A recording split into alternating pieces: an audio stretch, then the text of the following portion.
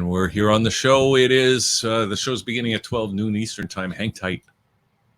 We're on the air. Okay, it's me, Hugh, and Eleonora's here today. Hi, everyone. And it's going to be a great Wednesday. Yes, right? Yes. Voices from the workplace again. Yes, every Wednesday. Yes. And so we have two very interesting voices today. We are voices too, but this time we're going to listen to other people instead of talking to each other, and just having tips and suggestions, which is exactly what we want to do. That's what we do when we don't have guests, but we have two fabulous guests today. So everyone who's watching the show will get a chance to learn from these guests. Yes. And apply that to their business, to live a better life. Yeah. To live happily ever after. That too. But I mean, maybe a little bit later on. We can't say that, but it might be. Because, we'll own nothing, but we'll be happy. Very happy. Right? Own nothing. Because Klaus Schwab will own everything. Yes. And we won't, but it's fine. But that's okay. It's okay. With two guests. So we have an entrepreneur this morning. Yes. Nunzio Presta, and very excited because his ideas about business are really interesting, and very, very excited about that. And then we have a journalist and writer, Roseman, in the second half of the show. Yeah. So it's a treat today. It's going to be great. It really is. Okay, fantastic. Well, why don't we is there anything else you want to say before we go to commercials and then come back with Nunzio? I think what I would like to say is just stay tuned because there's a lot of tips coming your way. And this is what we need. Tips, sharing. I love this. And this is stuff that people can apply no matter what kind of business they're in, right? And that even includes if you're in the music business. If you're a budding performer, you got to manage that like a business. Yeah, you have to. Anything. Right? If you're an artist, you got to manage that like you're a business. So yeah, about teams and everything. So these are things that we can really, share and tips and suggestions. I think this is a great platform for that. Yeah. So let's take a little break.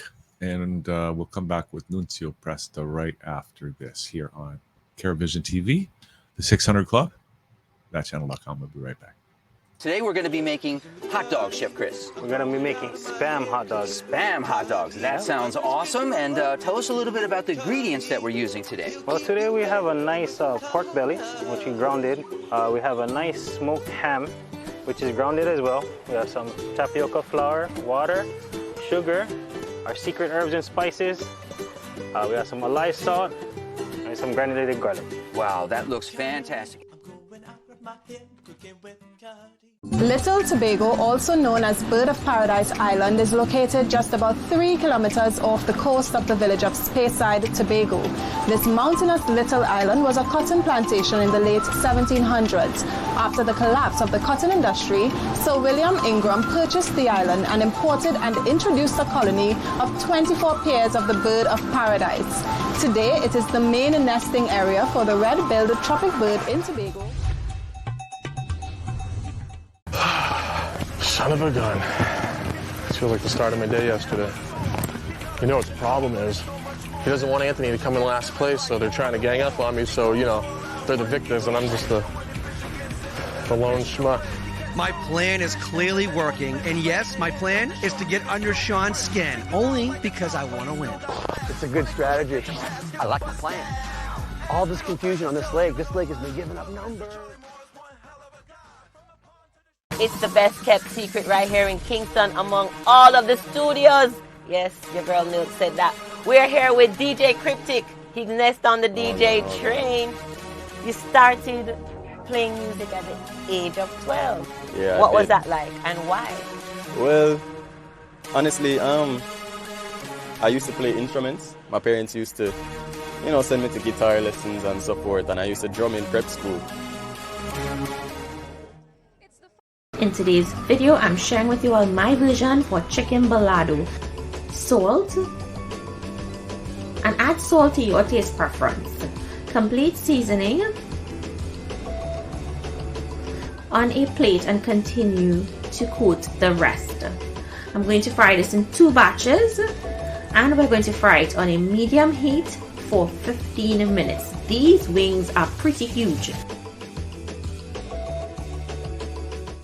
You are watching CareVision.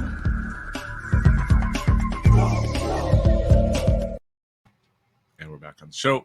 It's me, Hugh, and Eleonora. Right? Yes. And now we have our first guest joining us. Yes. Do you want to introduce him, or? Of course. Our first guest is Nunzio Presta, and here he is. Peace. Hi, Nunzio. Hi, Eleonora. How are you? Hi. How are you? Hey, great. Great having you. I'm here to deliver a distinct voice. Okay, fantastic. Everyone knows who I am just by the sound of me or my name. You see, just like music has a distinctive voice, you Oh. need that kind of special voice, even in business, which is true. It's Yeah, true, right? yeah. And because you're a special voice, Nunzio, I was just talking, about you with Hugh, and you really are a special voice because you're an entrepreneur, and that's not very common. And I think that you are an entrepreneur because you get things done. That's what I get from you.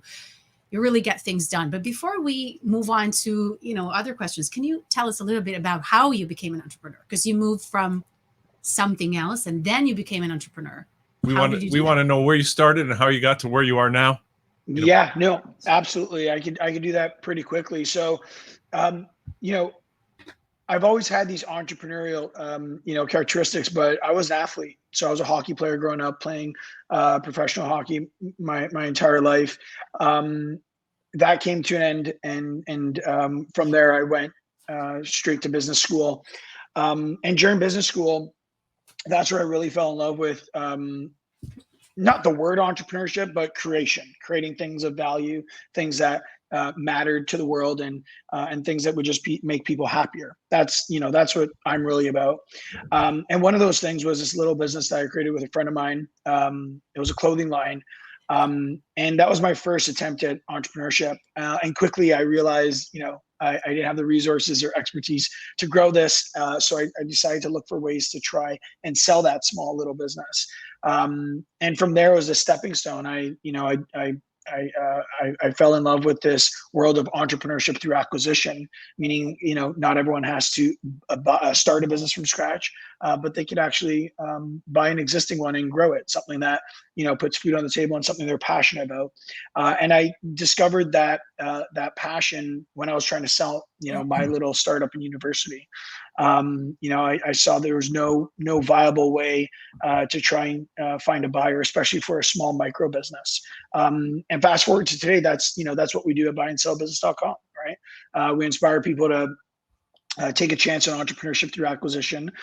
We try and inspire people that, they don't have to start a business to own one. And we have this narrative around the importance of keeping small businesses alive in our economy.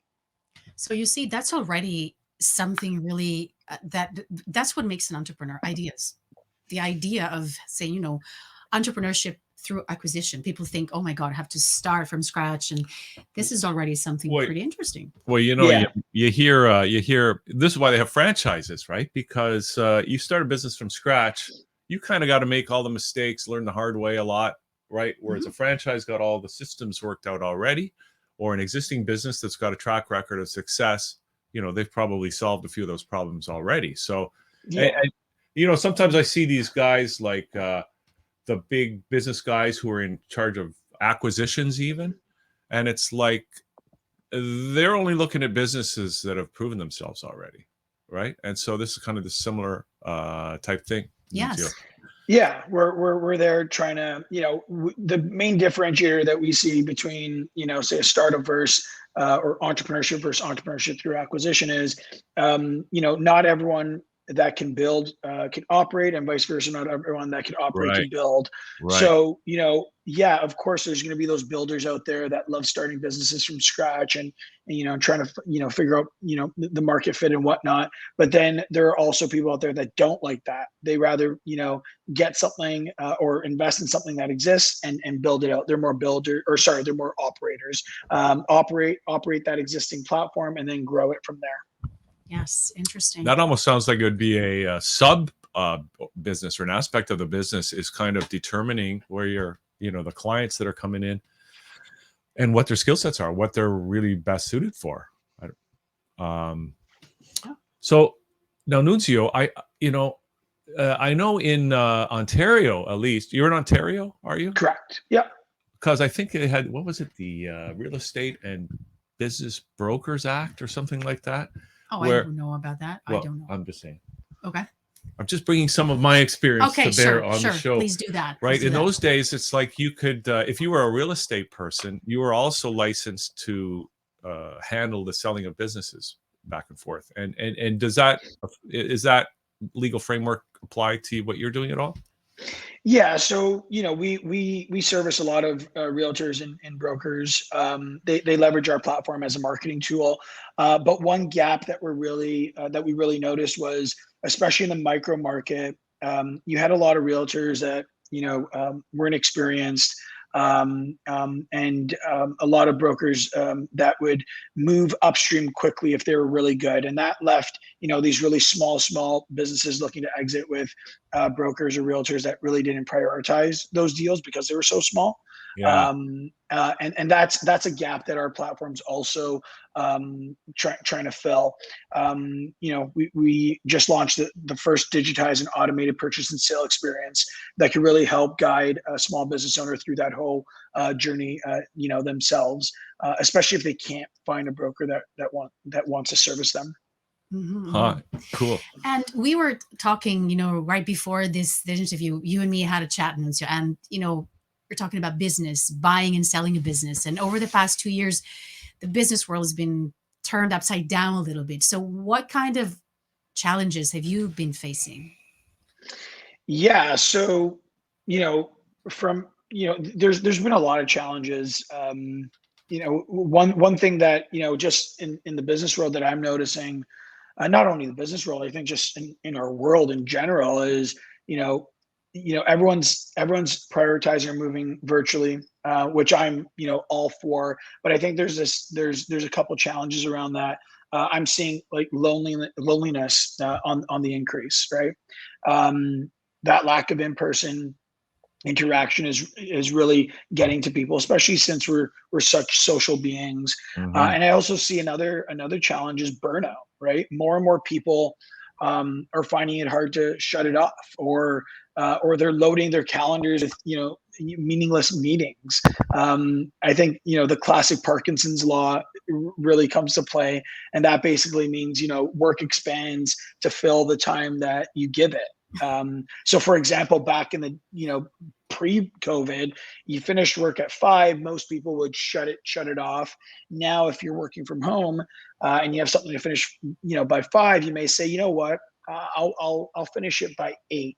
And for those for those 3 hours, you're really not you're not doing nothing. You're going to find other things to do, and you're going to fill those hours with more work. So you're essentially doing more work. You're not doing less work. Mm-hmm. So for me, I'm a big believer in work-life harmony, but there's the triggers to move from work to life and life to work are becoming more and more blurry and difficult to navigate, which isn't sustainable. Mm-hmm. It's difficult, right? When you're at home, very difficult. I find that too. And I don't know about you, but I mean, I think it's the same thing. What difference did you find between when you were working in person and, I mean, the meetings I think are still there. Meetings are still, they were like for lack of a better word, a waste of time. Most of them before the pandemic, and they're even now they were virtual. What do you think about those meetings? Do you think, like, have you found a way to reduce like the time in meetings, or how did that work? Yeah, no, for me, I kind of see it on the other side. I think, it's been meeting overload, and it's a serious challenge. Before, you couldn't, if you couldn't meet in person, you would schedule it accordingly, whether it be like, oh, I can meet tomorrow or I can meet next week, etc. Now it's like, no, are you free in 10 minutes, 5 minutes, 30 minutes, next hour? And more people are having Zoom meetings for any reason. So to me, this takes away from the actual work that has to be done. And then what happens then is most people, feel like they're falling behind because they're just stuck in meetings all day, and that kind of follows them into the evening. So the way we've been managing this is a rule of 3 that I established.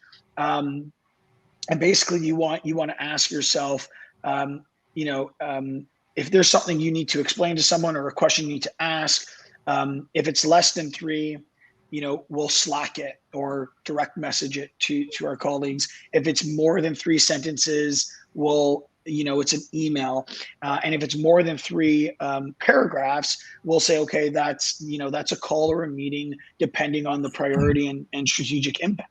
So I think having that sort of a framework, especially at our company, really helps minimize, the meaningless meetings that people may want to set up. That's interesting. The rule of 3, and you need those rules, right? You need to have that kind of finding something new. Yeah, that helps when you are having trouble, with a blurred line between work and home. Yes. Life. Yeah. It's good to have some rules to help differentiate the two. Going back to and in most cases too, meetings that's go past 30 minutes, they become less productive than most people think. By that time, people are tired or not paying attention and ready for the next task. So I think being mindful of time as well and being as efficient as possible during those meetings is something that people have to consider. I actually have a mug, that says, I just survived. I don't know if it's the exact words, but I just survived a meeting that should have been an email. Yeah. Oh, that's good. Exactly. Yeah.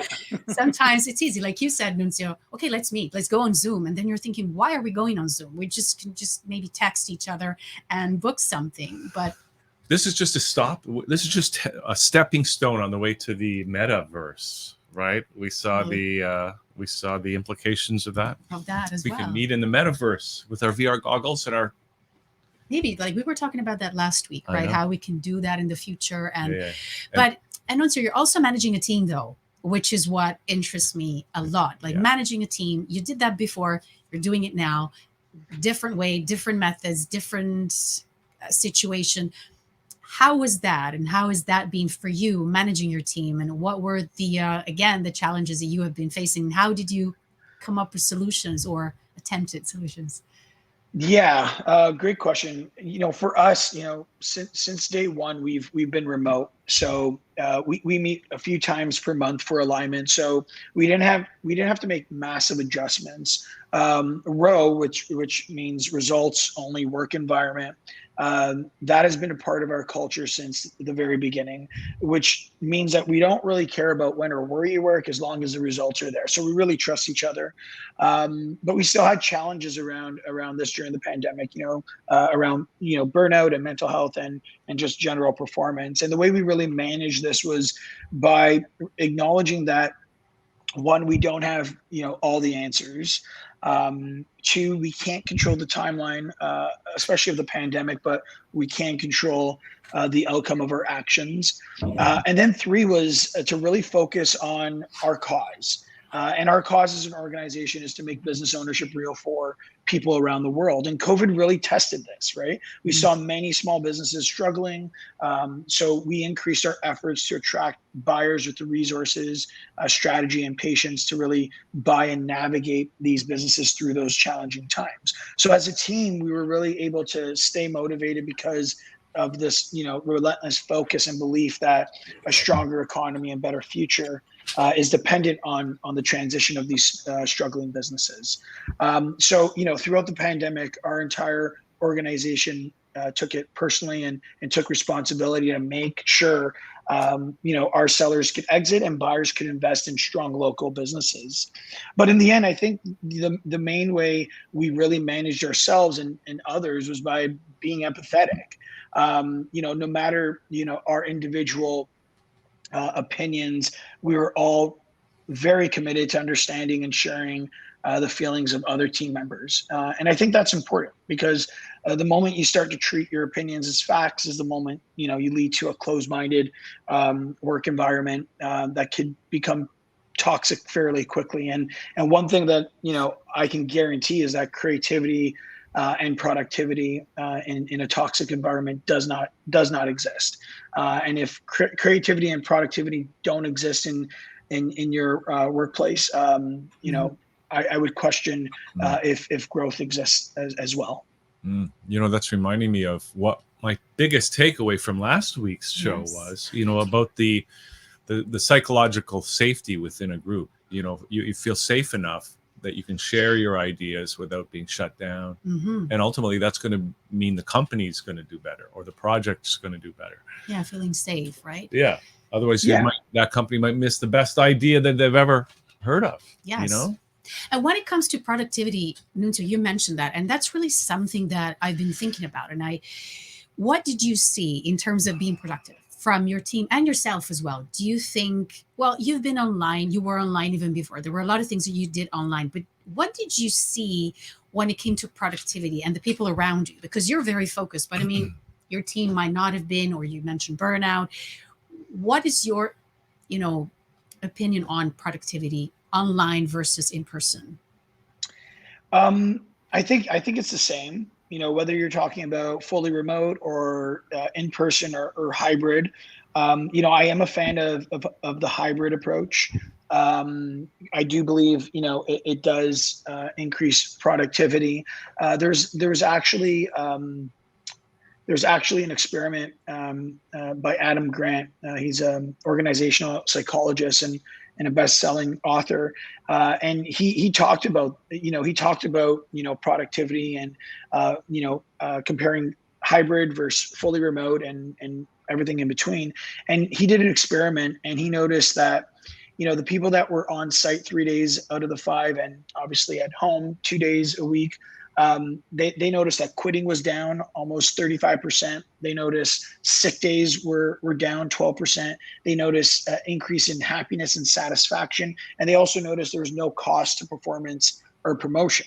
So I think in general, we usually think about productivity through, say, collaboration or other output metrics. However, well-being is one of the most important pieces of productivity. And I think, you need to really take care of your people, and you need to make sure they're happy. You need to make sure they feel that they're being heard, and they feel that they could really add value to the organization. Right.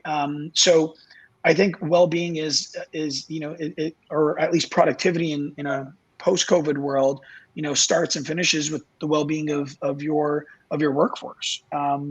So, for hybrid to really work, and for your people and for you to prioritize well-being, especially in today's world, leaders really need to learn how to trust their workers more. They also have to hold their workers more accountable, right? If there are, if people are going to be working at home 3 days a week, you really need to make sure that they're performing as well, right? And I also think, leaders have to have the tech processes, principles, and values in place to ensure that they attract the right workers and provide those workers with, the necessary tools to succeed in a hybrid environment and to be happy in the work environment that they're in. Mm-hmm. That's interesting. Where productivity and well-being go hand in hand. Absolutely. They Especially in a, yeah. Absolutely. Hey, so I'm just curious because your business, and by the way, we're going to need what's the website, Nunzio? It's very simple. buyandsellabusiness.com. Right. Okay. So let me ask you. So this is about businesses, and we're talking about entrepreneurship, right? Mm-hmm. And so this is a big question now, but because we're talking about dealing with these issues in this unprecedented period that we're all going through. And I'm curious about this is a big question, but your impression overall about this, where we're headed with entrepreneurship and small business or micro businesses, because we've got, small businesses arguably have been the hardest hit from this whole COVID thing. Giant businesses like Amazon, right? Like, Amazon or the Google, all that kind of stuff. Those guys are doing well. A lot of small businesses have been shut down. Suffered, right? Yeah. And of course, Klaus Schwab says, in the future, we'll own nothing and be happy. And I'm thinking, on the one hand, I've always envisioned that we're heading towards an economy of small business, of entrepreneurship, right? But on the other hand, it seems to be this counter narrative from on a global level that wants to take us to a state where we are just vassals of somebody else owns the businesses, and we just do, we have to buy from, no more retail, it's all Amazon kind of thing. What are your thoughts on that? You know, I think Amazon is a big player, a big threat, but I wouldn't you know, count out the small business owners. Small business owners are resilient. They are creative, and from my point of view, right now is probably the best time to be an entrepreneur and create a business. The barriers to entry are extremely low. So, you know, there's someone right now creating a business that will take down Amazon one day. You know, these big businesses have always existed. You know, look how big Apple is today. You know, 30, 40 years ago, whatever it was, you know, IBM was big blue and a pain for them. And they were very terrified of what, you know, they were doing. So I think, you know, those threats have always been around for businesses, but I think the best entrepreneurs and the best business owners adapt and find ways to grow. Find very creative ways to add value to the world and please their customers. I think, you know, at the end of the day, that's you know, that's where it stops and that's where it finishes. I think Amazon has been extremely successful, you know, in satisfying their customers, and that's why, you know, they're eating a lot of segments. But I wouldn't count out, you know, entrepreneurs. You know, especially, you know, digital facing entrepreneurs. We're seeing a wave of digital entrepreneurs creating unbelievable e-commerce experiences and SaaS businesses. You know, I think, you know, I think the president of Shopify said it at the beginning of the year that last year, for the first time on Google Trends, more people Google searched how to start a business than how to find a job. So, you know, I'm pro entrepreneurship. I think, you know, the best will continue to create, and yeah, there'll still be a high failure rate. That's just the very nature of starting something that doesn't exist. But I guess that's where you come in. Exactly. Because people come in and buy a business that's already past the likelihood that it's going to fail. That's what exactly. Yeah. Yeah. No, exactly. So that's the whole point, right? So entrepreneurship through acquisition is ideal for those operators, those people that are looking to mitigate risk and find those lifestyle businesses. So for us, you know, like I said before, a stronger economy and better future really depends on the transition of these small businesses. And those small businesses are looking to exit for a ton of reasons. Whether it's, you know, to retire or start something new or just to make a return on their investment, right? So there's a lot of opportunity in that space. And this is your website, I understand, right? BuyandSellAbusiness.com. Correct. Yeah. So people coming here, they could look so simple like Google. They could just look for any kind of business that they might want to buy. Yeah. And then you could search by keywords, or then, you know, if you want to, you know, narrow in your search, you could search by budget, location, industry, the reason someone's selling. Wow, that's fantastic. That looks really great. And also makes you want to look for something, and it's a different way of looking at entrepreneurship.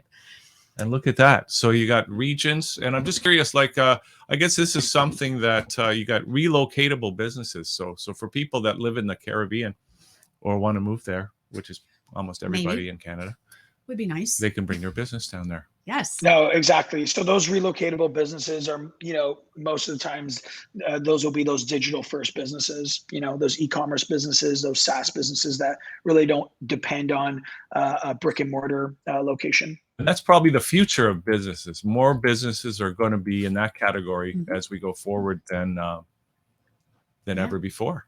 It's definitely a hot segment right now. Do I have time for one last question? Sure. I would really love to know, Nunzio, your motto, something that you live by, something that you tell yourself every day or that inspires you. Oh, okay. So we've had this conversation before, Eleonora. You know, I'm big on quotes. I have so many quotes I live by. But right now, you know, this quote has been on my mind a lot. And it basically, Dara, the CEO of Uber, mentioned this at a talk I was at in San Francisco. It was at the Dreamforce conference, and he basically said, listen to the things you don't want to hear, and that has really stuck in my. That's really been stuck in my head for the longest time, and the reason why is because to me it really means that you need to acknowledge that you don't know everything. You need to acknowledge that, growth is in the hard work and the difficult conversations, the things that, most people don't want to hear or do or listen to, etc. And it also acknowledges that being, curious and always wanting to learn and ask the right questions, that's how you grow, and that's how you create awesome teams and products and businesses. So I'm really living by that right now. Even with my kids, I bring my kids to school every morning, and I'll ask them, hey kids, how are you gonna, how do you learn? And their answer is listen, practice, and ask a lot of questions, right? So I'm already having that conversation with them to let them know, the moment you think you know everything is the moment you start to lose. You stop learning. That's a great quote. But listen to what you don't want to hear. Uncomfortable truths, uncomfortable conversations is what makes us grow. Yeah, in business and in life. So that's a great quote, actually. Yeah. Also known as swallow the frog. Oh, is it like that? Yeah, you swallow the frog. I don't want to do that. I don't want to hear that. Well, go swallow that frog, and then you can move on. I don't know. There you go. Eat a frog. Nobody. Okay, sure. We eat frogs in Italy, so I don't know what you're talking about. We eat frogs. Okay, that's a whole other conversation. It's a whole other. Okay, Nunzio, great to have this conversation. People can go to your the website, buyandsellabusiness.com, and get the ball rolling. Yes. Get the ball rolling. Yep. Like I said, it's, we're out there every day making business ownership real for many people. So if you're looking to buy a business, feel free to search around. If you're looking to sell, go to our site and you can easily post your listing. Fantastic. Okay. Great. Thanks, thanks, Eleonora. Thank you so much. Fantastic. So we're going to take a little break, come back right after these messages with Ellen Roseman as the 600 Club continues. Yes. We'll be right back. So we're on Dinner Road. It's Christine Free Food. So right now, we're talking to Christine. Walk on one. Okay, I'm here. All right. So you know we have the best seafood in town. Yes. I want to know what you offer. You serve and what you give. Turn cornmeal, sweet potato, callaloo, okra, crackers. Then I have this shrimp, the lobster. And today, I'm going to teach you how we make our all-time favorite bruschetta. That's how they pronounce it in Italian, I hope. We love using our favorite food chopper for this. It makes tomato bruschetta so easy. A quarter teaspoon of black pepper. Stir that together to combine. Oh, does this mixture smell so good.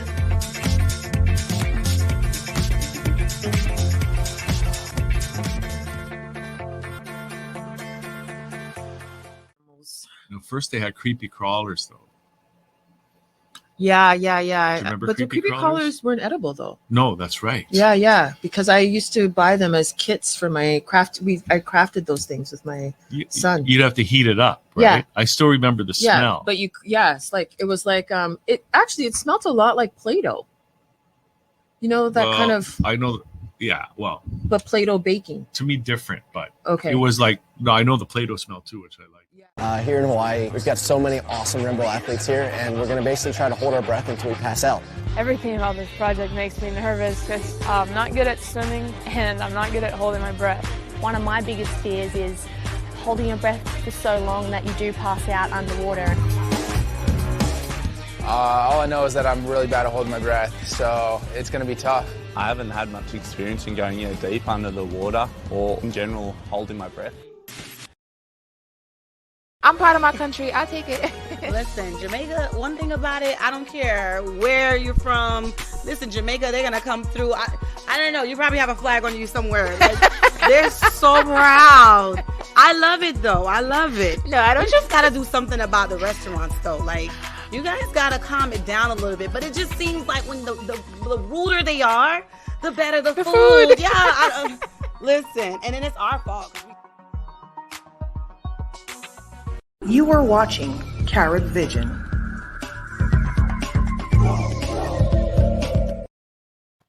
And we're back here on the show, and we're very happy to welcome Ellen Roseman to the show. Ellen, hello. Nice to meet you both. Nice to. Well, we've actually spoken before, you and I, back in the 80s. Back in the Back in the 80s, because you've written. Well, you can tell us your bio, but I know you're a writer, a columnist. I've seen you in the Globe, in the Star, and so probably a lot of people know you from that. But yeah, I remember I read this article, and I had a business. And you were writing about a business in Montreal, and I thought, well, I need to find out more. I want to get in touch with this business. And so I phoned you up, and you were very helpful. And that was back in the 80s. Can you imagine? Yeah, I made a lot of money because of that. You see? That's great to have you here, Ellen, today. Yeah. So we're looking forward to having this conversation and getting into the nitty-gritty. So yes, because you deal with so thank you for joining us. First of all, you deal with personal finance, and when we talk about money is one of the greatest taboos. It is like asking people, how much they make and how to handle money, how to manage money. And your tagline is really interesting, Ellen. Like what represents you is demystifying money and right wrongs. I like that. Can you tell us a little bit more about that? Okay, well, actually, before I wrote about money, I was really interested in the consumer movement, going back to the last round of inflation. If anybody remembers, it was in the late 60s, early 70s, when the meat prices went crazy and the food and the groceries, and people, the Toronto Star, where I worked at that time, actually asked me to do an experiment where I would go to a grocery store and buy a bunch of groceries, like random groceries, and I would spend the same amount of money buying a few stocks and see which one did better in terms of price rises. Wow. Yeah, because that's what it was like. So everything comes around and around. But as a consumer reporter, what I loved was that it made people feel good because they weren't the only ones in the same boat, struggling with how to buy groceries. Why are companies always raising the price and shrinking the packaging? And, why can't I get through to my telecom supplier? These people are in the communications business. They can't even answer their phones. So when I wrote these stories, then I heard from a lot of people who said, I'm in the same position. Can you help me too? And I did it in the old days by phone, but once email came along, it was so much easier, right? So I'm always emailing back and forth and trying to get companies to open up to me as either a Globe and Mail or a Toronto Star person, because I can open those doors and then help the average person who finds themselves just shut out, never getting through, or getting through and then getting disconnected, or just never getting a call back. And I still do it even now that I'm no longer at the Toronto Star and I'm still freelancing. People find me, and I think it's so hard for them, and it's so easy for me in most cases, especially with the telecoms, because that was like a constant of my life, trying to help people with Bell, with Rogers, with internet and utilities like Enbridge and door-to-door sellers, with trying to replace your water heater. And it's just one of the most rewarding kinds of work you can do as a journalist, because you make people happy. You tell the corporations what they don't know, because usually when you're speaking to somebody who's a CEO or marketing VP, what they hear is the people around them who are working for them telling them that we're doing a great job, we're getting great reviews. They're not on the front lines. They don't know what the average person is thinking. They're not aware of the service issues. These days, they probably know a bit more about how long it takes them to answer the phones. And during COVID, that certainly happened. But they really want to know how it looks. And they also want to hear it from somebody like me who can put it in the newspaper and make them look really bad. So at least if they fix it up before I write my article, then they look a little better. So they're motivated to try and fix it. And you see that a lot with other people too, like CBC Marketplace, or they have something else called Go Public, or Pat Foran on CTV, or Sean O'Shea on Global. There's not many of us, but when we do it, we do a good job because companies are motivated to wipe out the problem before it hits the press or the airwaves. That's interesting, right? Even the word consumer is not very nice, right? We're just consumers. I mean, it should make us feel good, but actually it means we're just there to consume, and we're not there to maybe express our opinions. And that's where people like Helen come in, right? So what advice do you have, even nowadays, for consumers, for us? What are a few tricks that you can teach us? Well, in general, I find people tend to trust too much. It used to be that, door-to-door sales. Now they're getting more skeptical about that, and especially the phone calls, all the scam phone calls. I'm just hanging up on them all day. I wish I could get rid of my home phone line because 95% those calls. But when it's online, they tend to see, somebody has a great website. They've got lots of testimonials. They pop up. They spend a lot of money on SEO so that they will pop up.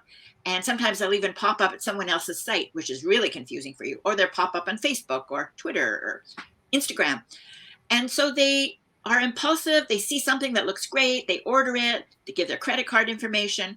And then afterward, when it doesn't come or it's defective or the company won't even answer them when they have a problem, then they start looking around. And that's when they realize this company has terrible reviews on Yelp or at the Better Business Bureau, or there's a bunch of consumer sites that rate companies. And it always happens that people kind of tend to jump in first and do the research later. So they do the research for me, but at the same time, I always keep saying, why didn't you do the research ahead of time? And it's partly that they're just kind of impulsive and they don't figure that something could go wrong. In your last interview, you were asking about a quote. So I found a quote that I like. Upton Sinclair, he was a big campaigner in the US, an author as well, back in the early 20th century. And he said, "It is difficult to get a man to understand something when his salary depends on his not understanding it." So that's what happens when you're dealing with, salespeople, marketers. They just want to make money. And they're not going to acknowledge that you have a point, because that means they could lose their job or they could get a demotion. Their salary, they're so entrenched in the business. They probably don't even see it as a problem anymore. They just see it as a competitive edge. So trust, like people trust too much, right? Yes. And so they trust the online system too much. Probably you think, you're saying they see something that looks really nice and they trust it immediately. What is it that people trust too much as consumers? Are there things that they have too much trust in? They trust the big banks. We have 5 or 6 big banks in Canada. They've done extremely well in terms of their profits and their shareholders. So the shareholders are happy with them, but they have a fiduciary duty toward their shareholders to get them, the best possible share price increases and dividend increases. But when it comes to the customers, there's not nearly the same kind of duty toward the customers. They are for-profit salespeople. And if you go to a branch, you're most likely to get upsold, which means that if you go in, maybe you have a windfall, you're going to put it in GICs, maybe you have $50,000 or $100,000. And the bank will say, okay, we can get your GIC, but rates are really low. And why do you want to do that? Why don't you have a nice little chat with this person over here who's our mutual fund salesperson, but they won't call him that. They'll call him a financial advisor. And they'll say, we can get you much better results, and you can put it in your RSP or your TFSA. And before you know it, there you are in these funds. And in many cases, they're the bank's own funds. They manage them, they sell them. So you're not getting a big choice. And you're not getting much attention after you put the money in. So they are very much focused on what to sell the customer. And when you go into a branch, there's hardly any tellers anymore or any kind of just banking. It's all offices where they can smooth talk you for a while until you do whatever they want you to do. So I'm not saying the banks are bad, but I'm saying if you feel that you're not getting great service from a bank, try and buy some of their shares and be a shareholder, because you probably do better that way. Better buy the bank's stock, the bank's own stock, than buy the mutual funds they sell. That's very interesting. That's making me think that, you got a business model, in this case, the bank's business model, and it just by its very nature has a natural inclination. They have to enrich the shareholders, but at some point that is at odds with with serving the clientele. And how do you, it would be nice if your business model, was congruent so that serving the customers was the best way to enrich the shareholders. Yes, right. Today with banking and also with the whole world of telecommunications, the only way to really get ahead is to shop around, threaten to leave if you find a better deal. I always say, go to your supplier first and play the loyalty card. You know, how long have I been a customer of yours? Usually they have it on record. If not, you can tell them. And if you've been around for a while, you say, I stuck around with you because I like your service. I like your products. I've had good experiences with you. But at this point in time, I'm trying to save money. I'm trying to, cut back my spending. And I found this really great deal somewhere else or several other places. And I'm telling you that if you can't match it or come close to it or give me something else that's comparable, I'm about to leave in 2 days, 3 days. And if they don't do it, then you switch. Switching is not so easy. Most people love to stay with the same bank. Most of us still are with the banks that they had when they started as a customer. But you have to switch in many cases in order to get them to listen. And maybe they'll come back to you after you've switched. And that's a big deal too, once you switch to switch back. Or just stay away a year, get a great deal for a year and then go back. And then when you're a new customer, then they'll give you great deals again. But the business always rewards companies that have new customers, not how many hold on to existing customers, even though the companies know it's much easier to please an existing customer than to attract a new customer because it costs a lot of money to get them. And then after a year or two of deals, they're gone to the next new deal. Yes. But Ellen, when you say that, like threaten to leave, that's, we talk about soft skills very often here on this show. And what soft skill do you think is required to do that? It's not easy, right? To go up and Yes, It's yes, not. exactly. That's another thing that people get upset easily, especially on the phone. And if you feel that you're losing your patience and you're about to start yelling or swearing or any of that stuff, not good. Companies hate it and they won't be willing to go out on a limb for you. So just hang up the phone, tell them you'll call back, or get someone else in your family to call back on your behalf, especially if you're somebody who's got teenage kids or university kids. They often are really good at negotiating. So get them to do the negotiating for you. The kids. And don't confront, don't say, don't threaten. You might want to go to the media, but, be really gentle. Like I always think that probably I'm talking too loud, but talk in a soft voice, be courteous, be gentle, say, I'm going to look at my options. I don't think that we're getting very far here. I might call you back later. Maybe I won't. I'm thinking of switching. Make sure that they have your number, and just tell them that in your business, you should be willing to consider loyal customers and make them just as happy as you make the new customers without making us go through the whole ritual of switching somewhere else and then coming back again. That's great. It's like this is assertiveness, right? It's a soft skill. So not too aggressive, not too passive, because then if you speak too softly, they might say, okay, you know what? Yeah, we don't have any offer for you. So you need to push it, but not too much. It's difficult. But how come, did I hear you correctly, Ellen, that the kids, the teenagers are better negotiators? Is that true? And where did they get that skill? Well, a lot of them got it from going online, like the online generation. And they know that, some of them who've had credit cards of the parents, if they sign up with Apple, for example, then all of a sudden they've got all these games coming in. They're learning through experience how deceptive online shopping can be. So I think they're better at it. And they also know if they have their own cell phone and if their parents say it's up to you to pay for the cell phone, we're not going to pay for it, that they shop around and they go to the discount brands. They don't go to Bell or Rogers. They go to Fido or Chatter or Virgin, and they know how to negotiate to get the best cell phone and the best plan. And believe me, that's not easy. Luckily, though, there's a lot of websites now that help you shop. They're kind of rate or company shopping for banks, for travel.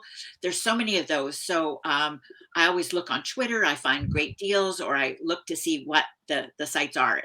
Rate Hub is one that helps you with mortgages and bank accounts. And then there's a lot of bloggers who are just writing about their experience and how they're doing.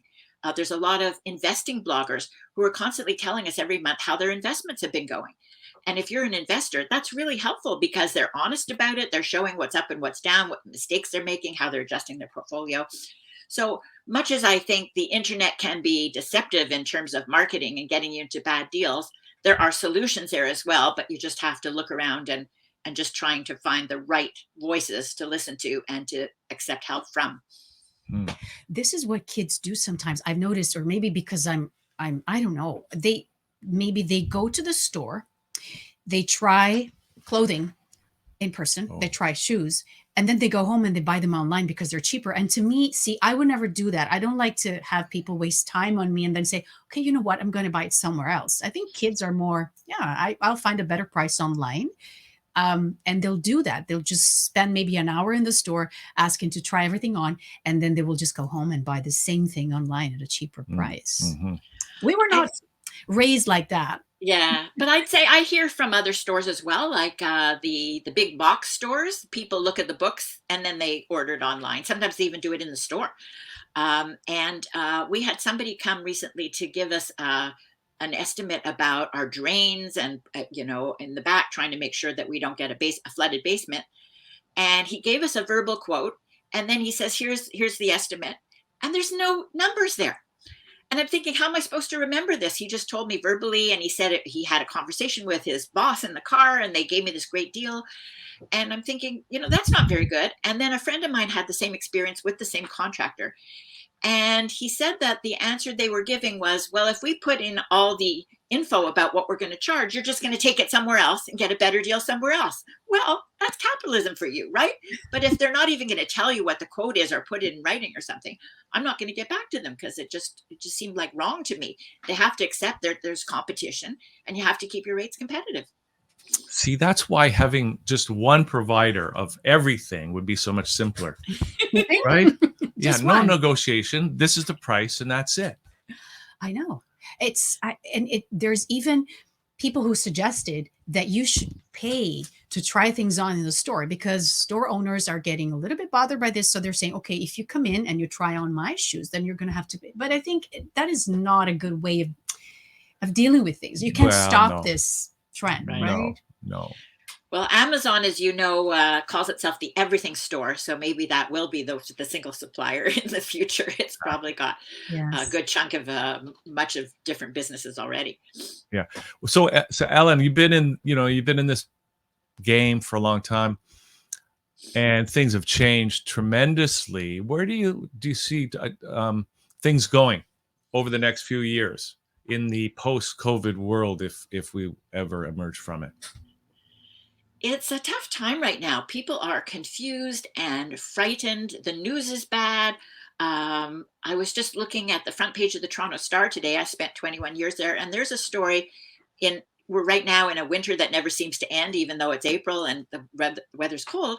They're talking about the dangers of extreme heat in cities. And I'm thinking, why do they have to tell us that now? We'd all be happy for some heat. And we're always kind of getting deluged with bad news and not so much good news, and look for all the good news that is there.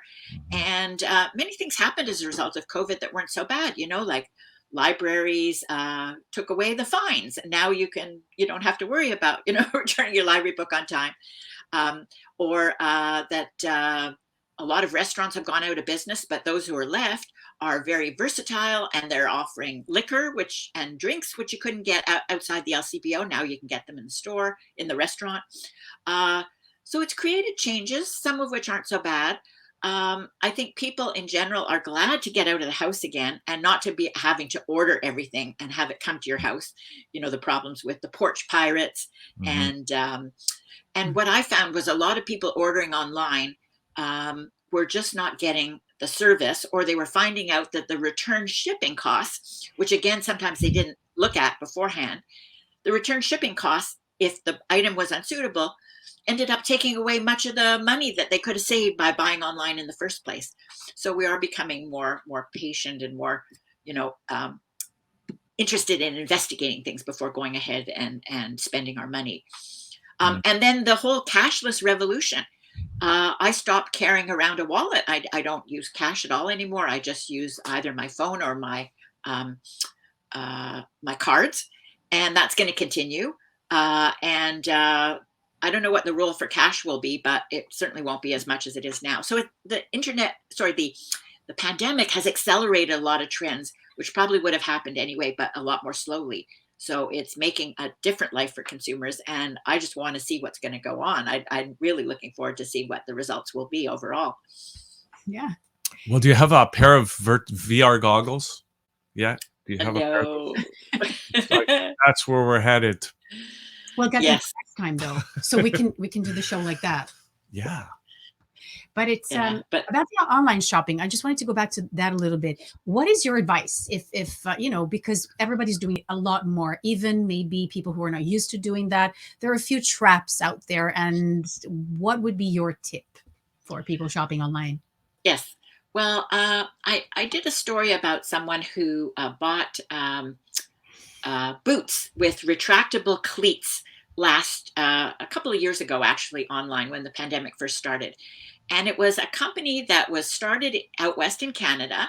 And the company had they were on CBC Dragon's Den, and they had a video there. And the dragons all went for the retractable cleats, which were then on golf shoes. And so she ordered from them. And she said she wanted 2 pairs because she wanted to see which size was the best. And the company said they'd send it. And they sent both. And then returning them was a nightmare. Neither of them really worked for her. And she was fighting with them, and they said, oh, the founder got COVID and the staff, and they closed down, and then they opened up. And I chased them too. And finally I got the owner, and he said, oh, I'm going to send her, the refund right away, along with a restaurant coupon for my gratitude for her patience. Never did. So finally she got a chargeback from her Visa card. But I had to go to bat because Visa only allows you like 3 months to challenge something like this. And this had been over a year that she was fighting with him. So that kind of thing really, when it gets out, people realize, don't deal with companies you don't know. And instead of the Dragon's Den thing, where he never even got the money from the Dragon's Den, because once they did the investigating, they decided not to invest. So Google everything. Google the company's name. Google the owner's name if that's who you've been dealing with. Find the places that rate restaurants or stores or shopping. Just keep Googling, and Google not just the first page, but several pages beyond that, because the first page isn't enough, and there's so many ads now on Google. So go back 2-3 pages and see what you can find, and go to the places like the Better Business Bureau or Home Stars for service businesses, and see how customers are rating them. And finally, those testimonials can be faked. I've seen it happen a lot. So just because a lot of people that you don't know are saying they love the company doesn't mean that that's true. Yeah, thank you for those tips. I mean, do your homework. That's the message. Do your homework. Do your research. Due diligence. Yes. And before we go, Ellen, I wanted to know from you if you have a motto that you live by and that could be inspiring for us as well. I feel that if you are going to stand out in business, and I started out in business journalism by accident because I was a college, I worked on the McGill Daily for a few years, and I decided just because I didn't know what else to do, I'd go into journalism. But find a specialty that will set you apart from everyone else. So I was lucky because I stumbled across consumer journalism, and instead of competing with thousands of journalists across the country, I was competing with maybe 8 or 10 or 12. So you narrow the field, and then you can start branding yourself as the person to do it. And I was lucky enough to find that it was so exciting and fun that even though I switched employers a few times, I kept that same focus. And there was always new stuff because I did it as a way to kind of find readers to give me some of that content. The readers were telling me their stories, and then I could write about the stories. And that was great as well. So differentiate yourself by having a specialty. And if your specialty is too well populated, find another one. But make sure that you're only, like, if somebody says, well, I have a consumer problem, that someone else will say, why don't you call Ellen Roseman? She can help. That kind of stuff. And that still happens. And I'm still happy that it happens. Okay, well, this is fantastic, Ellen. It's been great to have you on the show. We're all out of time. And we're going to put contact info down below so people can get in touch with you if they want to do that. So thanks for bringing a couple of great guests on the show today. Yes. Thank you so much, Ellen. Thank you. Thank you. We'll see you later. See everybody else tomorrow for more right here on CareVision TV, thatchannel.com. See you then.